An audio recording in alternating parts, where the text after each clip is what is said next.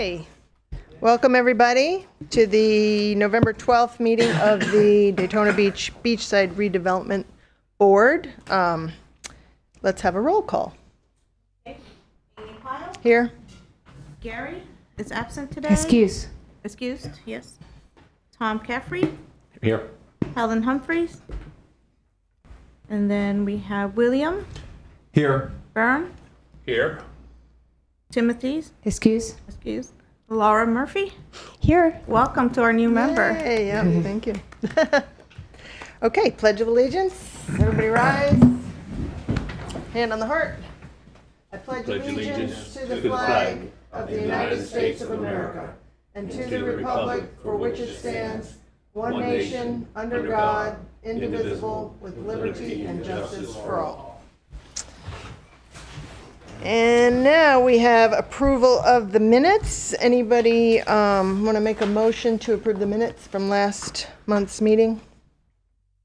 Motion to approve? I'll make a motion. Second. Second. Okay, we have a motion and a second. Any comment on did everybody read them? Oh, sorry. Bernard cannot make a motion. Oh, yeah, I was wondering about that. Okay, well, I figured you would know. Yeah. Okay, so who's my motion? Here, second, Tom. Any comments or notes or any issues with the minutes? No? So all in favor of approving the minutes? Aye. Aye. All in favor? I guess that's unanimous. So, and then we'll move on to number 5. That's staff reports. We have City of Daytona Beach Police Report, crime stats. Who's doing the crime stats? The boss? Which one? Okay, we get a bonus tonight. Thank you. evening. Hi. Good evening. I'm going to allow Captain Jones to give you the stats, and then I was going to segue into something else, something that I think the board would appreciate. Great. Thanks. So I was asked to kind of discuss the difference with our UCR reporting. That's who we report to the FBI for all of our uniform crime reports. So previous years we used to report basically by a hierarchy system. So let's say you had an incident where you had a burglary and a battery. It would go by the highest offense is the only thing that's counted. Now we are actually going to a new system. It's called NIBRS. It's not really new, but we're not up and running in this county yet. So what NIBRS is every offense counts. So that's why our stats have not been public in a while, because we're still compiling them, we're still computing them, because we have to transfer the old stats now in from the UCR to the NIBRS version. So everybody in the county is still dealing with that. So a lot of our crime stats are not put out publicly yet, because we're still in the process of doing that. So just to give you some rough numbers for the last 2 weeks, we do CompStat every 2 weeks. That kind of gauges it's our report card of how well we're doing in our city and also our district. How many calls for service did we have? How many arrests did we have? So for the last 2 weeks, we had 474 calls for service. We wrote 68 reports, wrote 29 citations, made 14 felony arrests, 14 misdemeanor arrests. We towed 2 vehicles and had 34 traffic stops. So obviously now in the slower season for us in this district, things kind of start settling down, other than the quality of life issues that we still deal with year round. But the tourist section now kind of slows down a little bit until we pick up usually around bike week. So kind of a little bit slower for us right now. So there's been is there from the time of the year now, isn't there a decrease from last year? As it seems like, recently or the last few years, there's been a lot of crime prevention that the PD is you all have been doing. I've noticed it on my street. So the best thing I think that's probably helped is just educating neighbors to call. Absolutely. Because the officers are very proactive on East Absolutely. ISB. I just want to let you know that. Thank you. And the chief they're doing a great job. Our officers are well trained. I have been visiting the neighborhood watch meetings this month and informing people. We do have the See, Click, Fix website, which is helpful for everybody else in the city, not really helpful for us. So people will put in complaints there and they'll take pictures, which pictures are helpful, but the officers have to see these actions in their presence to be able to make an arrest. And a lot of times when you upload it to the website, we get it a day or two later. The person's not there any longer. So I encourage everybody, just like you said, if you see something, call at least the non-emergency, let us respond out, let us see what we can deal with. and see if we have any enforcement actions that we can take. Because I had a meeting at my charity, and there was a group of people that were complaining. I asked them, I said, did you call the police department? And they said, well, no. And I said, well, how are they going to react to anything, even though there's a problem here, unless you call? So I would say that along with, I think Denzel Sykes from the code enforcement actually helped me quite a bit. And I think it's I can't remember the captain's name of my district, but they really jumped on it fast. Captain Jones? That's it, Captain Jones. Yes, sir. I apologize. I apologize. That is a complaint or something that is brought up in a lot of the neighborhood watch meetings. People will say, I saw this, but I didn't call because I don't want to bother the police. It is not a bother. We cannot Did a great enforce job. things. We Guilty. can't respond out if we don't know. We don't live here all the time. We don't visit here all the time. If we don't see it and we're not driving through, we don't know if you don't call us. So I agree with you. Encourage the residents to Yeah. please call. 5 stars for sure. I'm 5 guilty. stars. I'm guilty of that, and I've been appropriately scolded. And Not by now me. it's like- but I did want to thank you personally, because I think this issue that we've had for a long running issue in our neighborhood, and I feel like 2 or 3 words from you, and it I was. can't take credit for it. Lieutenant Gerner and her sergeant are amazing. There are special projects that the chief has added to our team. They are relentless when it comes to Yeah. problem areas or problem businesses. If it wasn't for them, I wouldn't have the Okay. support. So Well, it whoever I need was to truly thank. them and the communication with patrol, but I'm glad it's all Yes. settled down and it's working out. So far, So. it is terrific. Thank you. Thank Yeah, you. and just to add to that, I walk Breakers Park in the morning, probably 5 days a week, and then in the evening, 3 nights a week. And the night and day change of that is significant. You still obviously are going to have some isolated issues, but compared to what it was and what it is now is night and day. So great job on that. Thank you. That's it. Anybody else? Okay. Thank you very much. Thank you, and I appreciate you. That part was easy. Appreciate all of you. So good evening to the distinguished members of the board. It's great to see everybody. Want to start off by wishing everybody happy holidays. So I felt like it was important that I come tonight because I know the quality of life issues, specifically the issues with the homeless, has been an ongoing problem on the Beachside. But I want to let everybody know, last month I graduated a class of 17 new police officers. So that group of 17 is getting ready to start the field training phase the last week of December. They should be done with the field training phase in early April. With the successful completion of this group of 17, that will bolster my numbers in patrol. So what I want to do is I'm going to bring back the boardwalk unit. So I think everybody here is familiar with, I think it went away back in 2016, where I used to have officers assigned to the boardwalk, and that was their 12-hour shift. So they pretty much patrol the boardwalk on bicycle. They patrolled Ocean Avenue. They patrolled Main Street. They would go over the Main Street Bridge. They would ride Beach Street. They would come back over. Due to staffing issues, that unit went away somewhere around 2016. So my goal is around April, early April, as soon as this class of 17 is deployed out, I'm bringing back that boardwalk unit. And I think that boardwalk unit will go a long way to resolve a lot of the current issues that the Beachside has been experiencing for quite some time now. So I'm very, very hopeful that and coupled with hopefully a positive outcome with our panhandling ordinance. Obviously, we know that was given to outside counsel, and we're waiting on further guidance on that. God bless. But I think coupled that plus bringing back the boardwalk, I think a lot of the issues that are reoccurring and in constant discussion will dissipate. So that is the plan. Wow. Oh, That sounds great. can I? Thank you. And I just saw some information that Public Works is seeking a grant from the Racing and Rec District to remove the splash pad and turn it into just a regular little children's park. So that should also make some improvements. I would agree with that. That's great news. Chief, I have a question. Yes, sir. The panhandling that goes on at the intersections is, and, with all of the things that we've had, the court orders and everything, is that still allowable? I'll say that.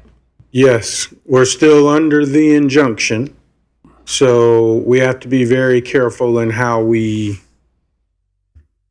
Because I know that, when they put the injunction in effect, there were still some things about being in traffic, getting Right. in the roadway, Yeah. that was talked about, but I didn't know. Are you talking specifically about being out in the median? Yes. Yes. So we were exploring a route through FDOT to be able to address that. There was a meeting with outside counsel, and we were kind of told to just stand by because they don't want to do anything to jeopardize where we're at in the process of the injunction. A long one, and Yes. hopefully we'll see an end to it. Thank you. I have a sober living house on the west side of Volusia County in Pearson. I can house maybe 60 people on the outside. I only have 15 to 20 at the moment. I've done stuff with the court system and tried to help people. I try to pull a lot of the homeless that have drug addictions out and get them help. I've been doing that for the past. A lot of people I don't really tell a lot of people, but I'm doing it for the last 10, 15 years. I got the facility completely ready. As I said, I'm only helping 20 people right now. That's a lot. It's like 20 babysitting jobs. I'd like to work hand in hand and try to help some of those people get some help, get sober, and it kind of releases a lot of pressure off of us in Daytona PD.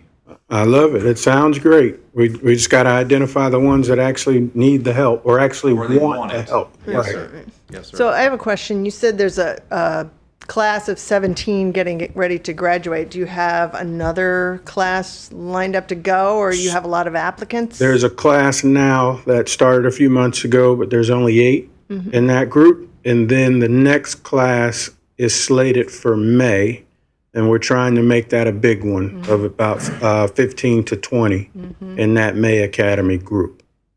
So it fluctuates. So we usually get a big class, then the next one's kind of on the lighter end, and then we'll, get another big class. So there are more coming. The 17 has already graduated. They're going to hit the road. Hopefully they successfully pass, and then they get deployed into the various shifts. And then I have the 8 that are in the academy now that will graduate a few months down the road, and then the next one starting in May.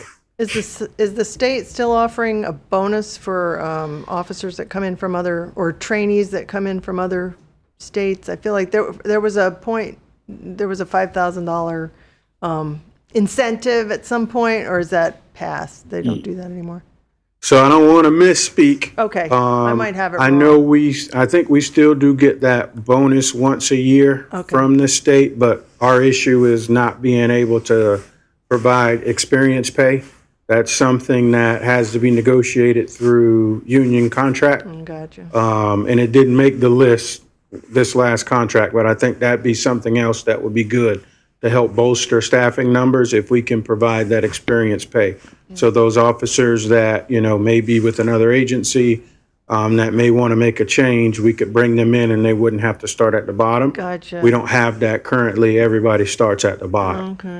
Okay. Well, good job. Thank you very much for everything. Thank you, guys. Yeah, thank you for your time. Thank you. Thank you for your time and dedication, sir. Thank you. Okay, so that was 5.1 and 5.2, right?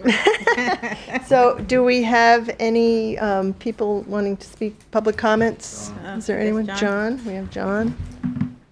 And if anybody else in the audience wants to get up and say anything, you have to fill out a form, but you're welcome to come on up Now, for a did couple you minutes. wipe out 5.2 with that discussion, or in public talk on 5.2? Well, you can public comment. Well, we didn't have a vote on it, so it's not something that was opened up for public discussion.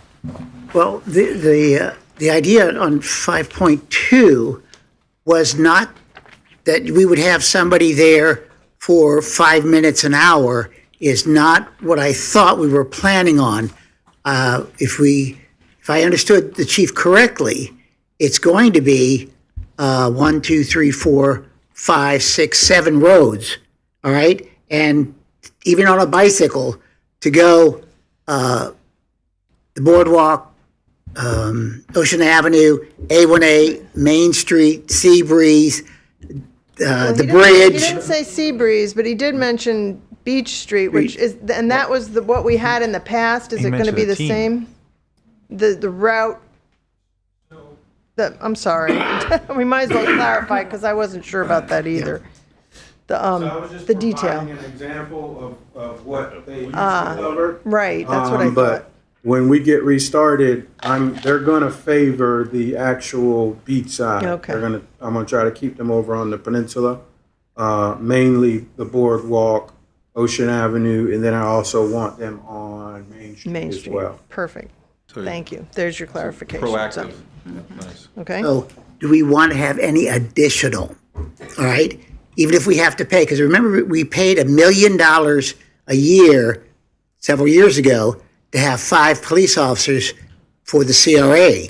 So having one, I think you should be somewhere between 1 and 5, all right? And to help the police, we should pay a little bit into it, all right?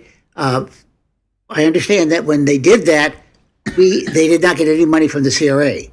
So I'm asking you to find a hybrid and also help supplement, because literally our CRA funds come and they're frozen, all right?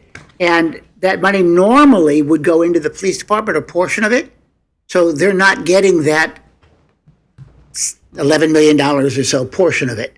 So think about having some kind of a hybrid and also paying for a second maybe out of our pocket.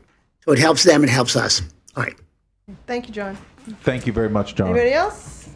All right, well then we'll move on to board comments and everybody can see we have a new member, Laura Murphy. I'm going to ask her if she'd like to say something first or just introduce yourself, say hi to everybody, and then we'll go around from there. Sure. Hello, my name is Laura Murphy. I'm very excited to be part of this group, be a positive part of our community, and I didn't prepare to say anything else. Thank you. Thanks, Laura.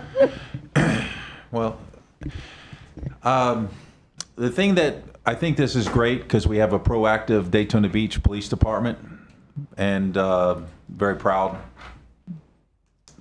of this city. The only thing that concerns me is a lot of times with crime, when we push them out of one area, we drive them into another. So my concern would be, as we start to develop on East ISB, where I am, it's probably going to flow that way from Main Street, because I see a lot of the homeless problems on Main Street right now. So when we start to police down that way, it's going to push it towards in between me and where the police department is on those side roads coming towards East ISB. I believe a lot of I believe the homeless will just go that direction. So we just got to be prepared for that in the future, in my opinion. Just from my experience. Okay, thank you. Tom? About the private security, I still think that even with that, I think it would be a nice thing to have if at some point that's still up for consideration. If we're still thinking about that, I think that's needed, in kind of a concert with the police department. It works really well on Beach Street. I think we could definitely use it on the beach side. I'd love that the bike unit's coming back. That's always been great. Mm-hmm. We had the Light Up Fest this last week. I guess it's been 2 weeks now, but it was a great event. Probably had double the attendance of what we had last year, if we had to guess. CVB, I went and met with them today. The metrics looked really good through them. So that was a really good event. Want to thank the redevelopment board staff for getting that set up for us. So thank you very, very much from the Main Street merchants. We are officially doing our Pinewood Cemetery cleanup January 11th from 9 to 3. So everybody is welcome to attend. We're going to have a bunch of different groups there helping us. It's going to bounce back and forth from Boot Hill and Main Street Station, and we're going to kind of set up and have fun and go back and forth, clean it up. We've done a lot of restoration to headstones. We've been working with Pilgrim's Rest in Ormond Beach, so a lot of the headstones have been remounted and placed. There's a couple of neat ones like the Gordon Cross, which has been tipped over for years and broken. That thing looks phenomenal now. There's a couple of pillars that have also been replaced and repaired. So it looks really good. It's coming together. And we've got a really good new board as well as some of the old board members there. Want to also mention the Christmas lights. I know on the original statement of getting them set up was going to go from the arch roughly to Halifax. The lights don't go all the way to Halifax. They actually stop at about Main Street Tattoo. Yeah. No, or Peninsula. Sorry, they don't go to Peninsula. They stop at about Main Street Tattoo. So there's, the Boot Hill and Main Street Station, just kind of wonder where their lights are. And then the Esplanade lights look amazing, but again, they stop right at Brown and Brown. They start all the way here at the Silver Beach Bridge, and they stop just after you get past the Brown and Brown building. So there's no lights at all on that north side of the park. So it really makes the park look disconnected. Doesn't look like it's involved with the Main Street Bridge or anything like that. So I mentioned it before in a previous meeting, but I just drove down it last night and saw it again. I'm just like, man, where are the rest of the lights? And I know that's a different group, but it still would be nice if we could get those lights looking good there. And then that's all I got for today. Thanks. Okay, thank you. So what I wanted to bring up was last night was the redevelopment area workshop with the city commission, and I don't know if anybody was that televised. No, it wasn't. Okay. I don't know that anybody else was there except you guys. So I'll just the thing that I had hoped to see, I'll tell you guys, was that remember the list we put together of, it was like 5 or 6 or 7 things that we thought would be great ideas for the CRA and that would be submitted to the commission. And Ken did the whole PowerPoint about, helping people understand what is the CRA, what the CRA's responsibilities are, what's allowed to be spent for the CRA, what's not. And then there was a little bit of commission discussion, and a couple of them brought up, because I emailed our suggestions to the commissioners. You saw that in the email. But I think Commissioner Henry brought something up, and Commissioner Paris, maybe even Commissioner May, mentioned a couple things about cleanliness, and everybody thought security was a top priority, which was one of our suggestions. And then the mayor, the final kind of comment was that he wanted to look at big projects and, not so much the little, which, we always use the term low-hanging fruit, but it's kind of like stuff that we feel like we can fix now.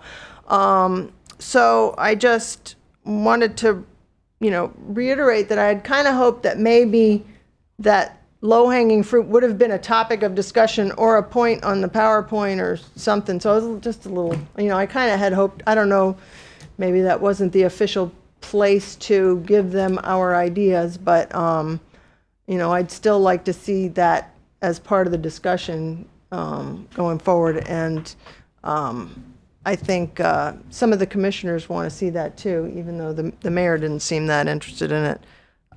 So that was, for anybody that wasn't watching, I was a little, I kind of hoped that our ideas would have been brought up at that meeting. So that's it. That's kind of my comments. And I guess if nobody else has anything else, we're done? Wait. Short meeting? Oh. One second. We did get an email. So your topics or your ideas were given to the commission, Yes. so they have them. Yes, I know. And the second meeting in January, each CRA chairperson or whomever you select will have an opportunity to come forth and make your presentation. Okay, the second commission meeting? In January. All right. I think they're going to set a time. I'm not sure of the time at the moment when that will happen, but it's the second meeting in January. Well, that's good because it'll be after our January meeting, which is our next meeting. So, Yeah. we can kind of I did prepare. have one more thing to add that I forgot to write down. Al Smith is going to be doing the normal New Year's Eve thing coming up, so that's going to be great. It's going to be a lot of fun on Main Street. Is there any way we could get some gosh darn banners across the street like we do for Bike Week on all the signs that go there? We got the four different posts that run along Main Street, and they have where you can put the banner across the stone and have it pretty up there. I've seen it done in multiple other cities, and for some reason, the only time we use them on that street is during Bike Week and Biketoberfest. We have so many great events. Can we see about getting those up? Because the amount of advertising that will give that event and get people down there by just having maybe just one or two even on the street out of the 4 or 5 that we have there. But like, I don't know. There must be a reason why they don't do it. I was told why. Well, I don't know. So I'll ask David Wall, our Public Works Director, and find out from him. Yeah. So you mean banners advertising the event beforehand, not like sponsored banners? No. Oh, yeah, okay. just New So Year's people Eve, driving around whatever know. Al's logo is, whatever it is on there with the City of Daytona logo, New Year's Eve event from X time to Z time, and that's what it is. Because like in DeLand, they do it for their beer fest. In Ormond, we do it for Celtic Fest and River Fest on Granada. And Granada Grand's coming up. We'll have a banner for that. And Well, we do it for all the events here in the city too, as well. but not on that street. But not on Main. Yeah. But not on Main Street. Yes, sir. And go ahead. You. Well, it's maybe because it needs to be part of the application. So if you are, because you as the Main Street Association, you submit an application, an event application, and they ask you, are you going to have banners? Are you going to have any advertising? So maybe I'm not saying that is I'm not, but I'm going to find out from Parks and Recs and see. That's logic. Yeah, we when I was on the July 4th committee that Commissioner Cantu got together to have the parade, the person, I forget the gentleman that works for the city, said we don't do that. The only event we do it for is Bike Week and Biketoberfest in that meeting. I forget the gentleman's name, but that's where it was said. Yeah, yes, Yeah, sir. we'll find out, because Thank if we have the ability to have the banner, I don't see, but I'm pretty sure that it needs to come from the event organizer as an application. Okay. Okay, great. Thank you. Okay, anything else? No. Record meeting? We're adjourned. Merry Christmas, everybody, yeah.